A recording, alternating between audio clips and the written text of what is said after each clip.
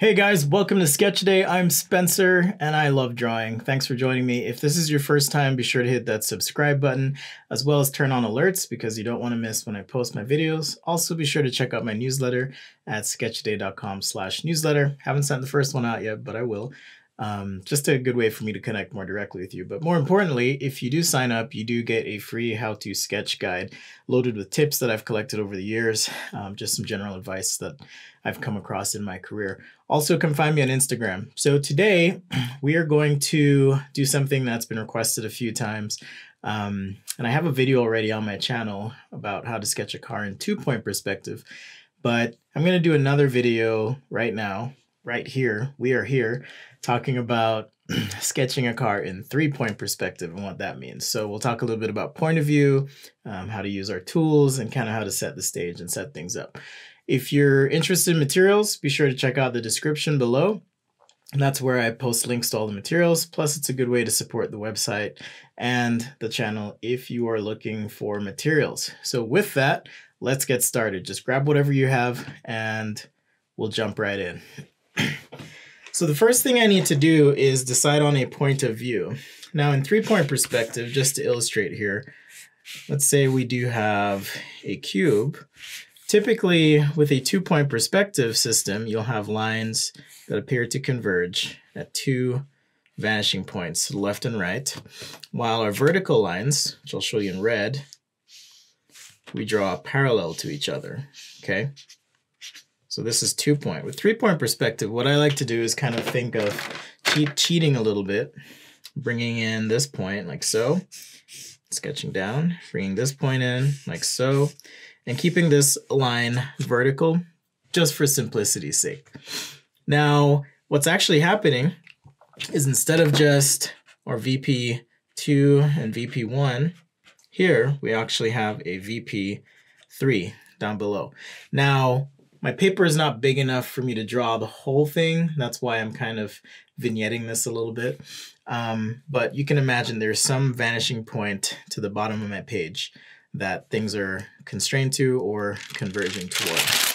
Now, with a car, I could draw it in a number of ways. So for example, imagine this being the bounding box around the vehicle. This could be one way to do it. There's also, if I'm looking at the vehicle top down, for example, again, you'll notice that these lines appear to converge to some point. That's another way. Maybe you're seeing more of the side of the vehicle than you are, or sorry, more the front than you are the side. Depending on which way this is, I'm running out of room here. Let me draw it a little smaller so you can see. So if this is one face, and you can see the convergence here is pretty aggressive, meaning this side is very close to the limits of our field of view. And so we would then extend out and have another set of lines representing perhaps the top or the front of the vehicle, okay, depending on how we set this up. And so what I mean is you could have a wheel here, for example, and a wheel back here, or it could be on this side of the cube. So depending on how you want to set it up, that's going to determine how we draw this thing. So I'm just going to pick a point of view to draw. We'll start with a wireframe box and kind of show you how I think. Now, this isn't typically how I sketch, but I do want to show you the mechanics of what's going on in my head at least and visualize that for you. So picking a more extreme point of view, like this one, for example, okay, this is the entire side of my vehicle. So now I have to represent something of the front here. And so just sketching this wireframe out and now the back, okay, again, we have a pretty dramatic perspective here, okay? So if this is the front of our vehicle and this is the back, right, and we were to divide this line into portions that represent, say, here's one wheel in a square, and we wanted to multiply that down, okay, to figure out where the back of the vehicle is. This is going to be a little messy. My apologies, but we have one. Let me draw another line here. 2, 3, 4. So the back of the vehicle, I'm going to place somewhere back here. And by that logic, my wheel on this side, and it's going to be very skinny, it's going to be something like this. And so I'm basically taking where the wheel would be on the opposite side. Let's just call it side B, and this side A. So on side B, the wheel being there. On side A, the wheel being here. We could project across like so. And now I know where this wheel is going to be.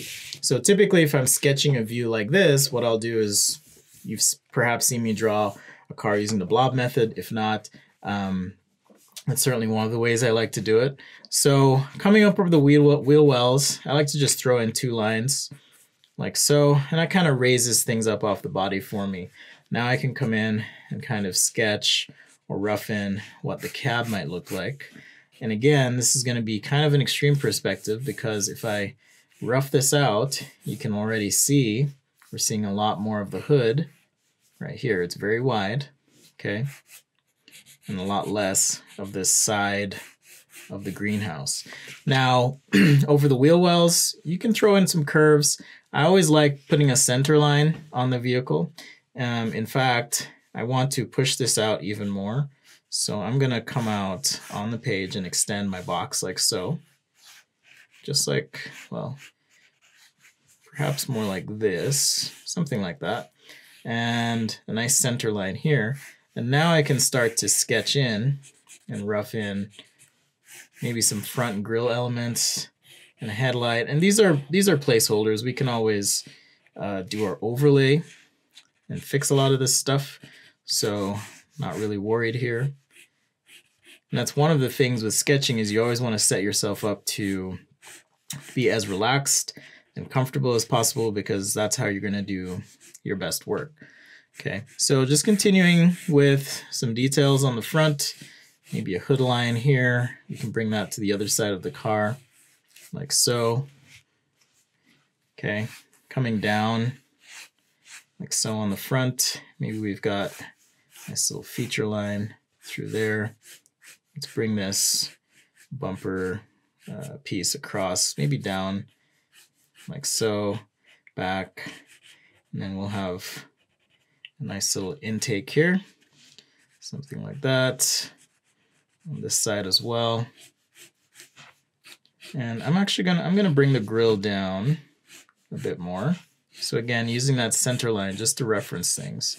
And like I said, things can get a little messy, but that's okay, because we can do an overlay. So there's perhaps my rough sketch. So now I can take this paper, use it as an underlay to then position the sketch on the page. Now you'll notice that I've put the underlay drawing at a slight angle, very, very slight angle, because I want to create a more interesting view on the page. And so this allows me to create some additional energy for the sketch itself. All right, so now I'm going to redraw, test my pen, and the goal here, this one's a little dry, unfortunately. So let's go back to our paper made flare. So the goal being to redraw rather than trace.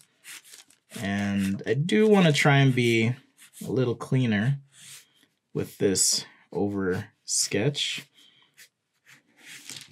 So think of your line economy, for example.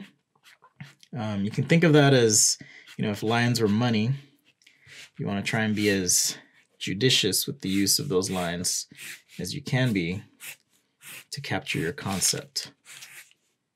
Okay. So just like that. These pens are great, but they do run out fairly quickly. So if you see me changing them a lot, it's because I'm not really liking how they're feeling at the moment. So that's where that comes from. All right. So like I mentioned, being able to change the lights after, because I wasn't really committed to that shape necessarily. So you don't always have to figure out everything in your underlay before you start.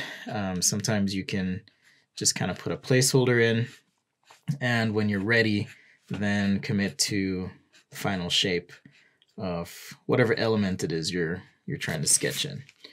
All right, so I'm gonna get the rest of this grill in here.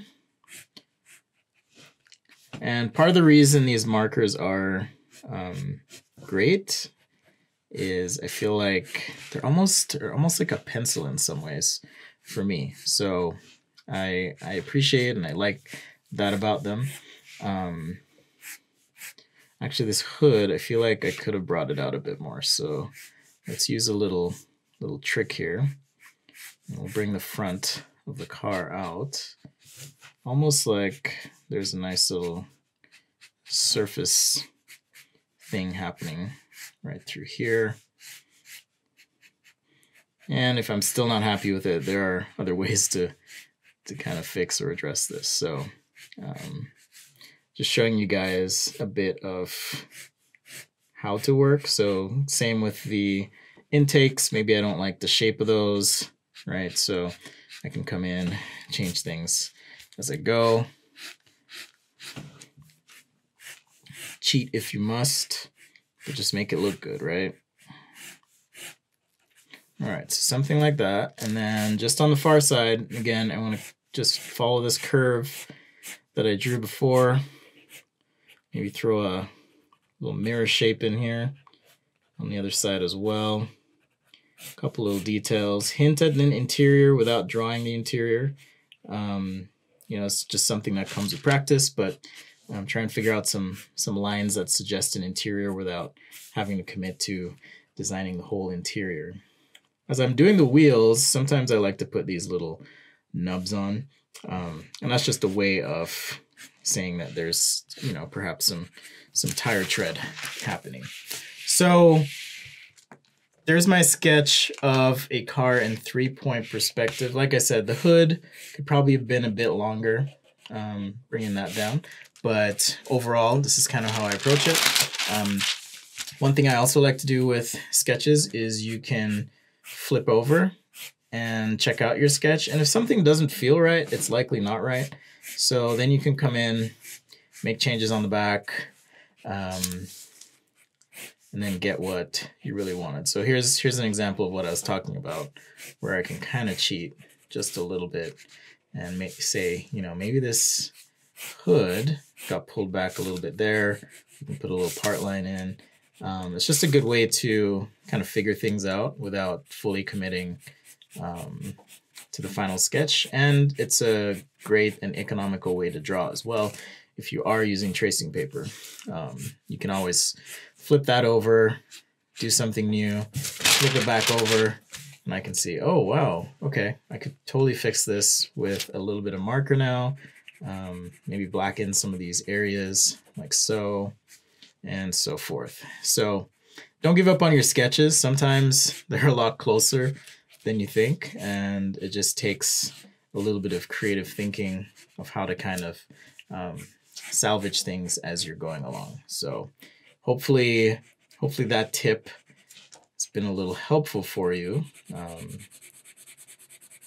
I like to think that as we're drawing, we can always work with our mistakes and make something of that drawing.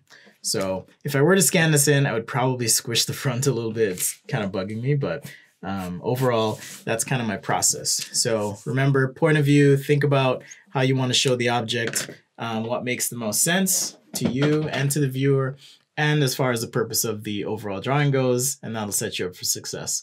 Well, thanks for hanging out and watching. If you've made it this far, definitely hit subscribe, turn on those alerts. Come say hi to me on Instagram. I'm at sketchaday.com. I'm usually there quite a bit, and I post daily as well, just sketches and mini lessons, so you'll want to check that out. Thanks again for watching, and we'll see you next time right here on Sketchaday.